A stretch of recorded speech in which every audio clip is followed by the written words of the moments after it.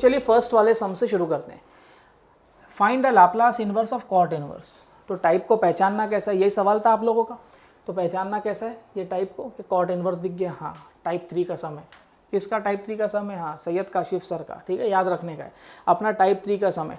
Text book वगैरह देखोगे उसमें टाइप 1 2 3 कुछ नहीं दिया हुआ है। टेक्स्ट बुक ख़राब नहीं है, टेक्स्ट बुक बहुत अच्छी है। मैं टेक्स्ट बुक की बात नहीं कर रहा हूँ, मैं यहाँ पर मेरे कैटेगरी की बात कर रहा हूँ। मैं किस तरीके से आप लोगों के प्रेजेंट कर रहा हूँ, आपको उसी तरह से नोट्स बनानी है, इसी तरह से आपको याद रहेगा, ठीक है, याद रहेगा, ठीक है। तो सबसे पहला फंक्शन हम लोग ऐसा लिखेंगे, F of S. F of S क्या है हमारे पास? फंक्शन। फंक्शन क्या दिया है? कॉट इनवर्स ऑफ एस दिया है, लिख दो कॉट इनवर्स ऑफ एस, ठीक है। एक स्टेप आपका हो गया है। क्यों? क्योंकि यहाँ पहला स्टेप है सिंप्लीफिकेशन। सिंप्लीफिकेशन सिर्फ लॉग के लिए होता है, यहाँ पर लॉग है ही नहीं। पहला स्टेप आपका हो गया। सेकेंड स्टेप पर आ जाते हैं। सेकेंड स्टेप है डेरिवेटिव। तो हम इसका ही डेरिवेटिव लेंगे। ये जो डैश डाल दिया ना, इस डैश का मतलब ही होता है डेरिवेटिव, याद रखने का। ये डैश का मतलब होता है डेरिवेटिव। तो हम इसका अब डेरिवेटिव लेंगे। डेरिवेटिव किस तरीके से आ जाएगा? कॉट इनवर्स ऑफ एस का डायरेक्ट डेरिवेटिव का फॉर्मूला है -1/1 + एस स्क्वायर, -1/1 + एस स्क्वायर। अब आप लोगों से एक सवाल है, क्या मैं इसको ऐसा लिख सकता हूँ -1/s स्क्वायर + 1, 1 + 2 बोलूँ या 2 + 1 बोलूँ, बात एक ही है। तो मैं इसको ऐसा भी लिख सकता हूँ और ऐसे भी लिख सकता हूँ। अब आप लोग बोलोगे सर ये क्यों उंगली किया? बताता हूँ क्यों उंगली किया। देखो सेकंड स्टेप हो गया, थर्ड स्टेप पर आ जाओ। एफ ऑफ एस हो गया, एफ डैश ऑफ एस हो गया। दो स्टेप अपने होगा, इन्वर्स पर आ जाओ। Laplace inverse of F dash of S. अब इसका ही लाप्लास इन्वर्स निकालना है। किस तरीके से निकलेगा? -1/s स्क्वायर + 1 है, ठीक है ना।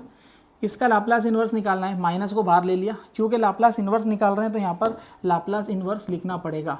तो minus Laplace inverse of 1/s square + 1 है, तो यहाँ पर 1 की जगह मैं 1 स्क्वायर भी तो लिख सकता हूँ। तो ये कौन सा फॉर्मूला हो गया?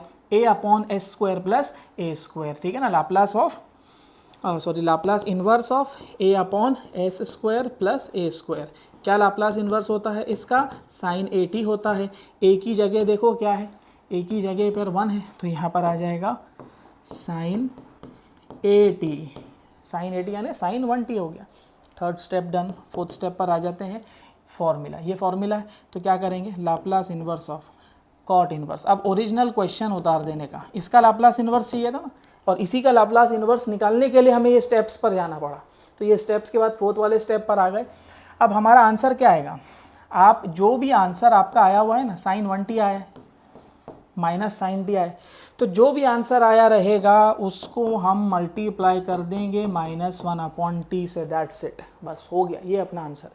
अब इसको सिंप्लीफाई कर दो। सिंप्लीफाई भी क्या ही होगा, ये माइनस और माइनस चला जाएगा और बचेगा sin t/t, और ये रहेगा मेरा फाइनल आंसर।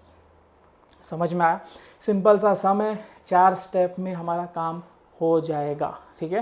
कोई भी सामान है तो इसका 4 स्टेप्स पर ही हम लोग को स्टिक करके रहना है, ठीक है। समझ में आया है तो pause the video to note down.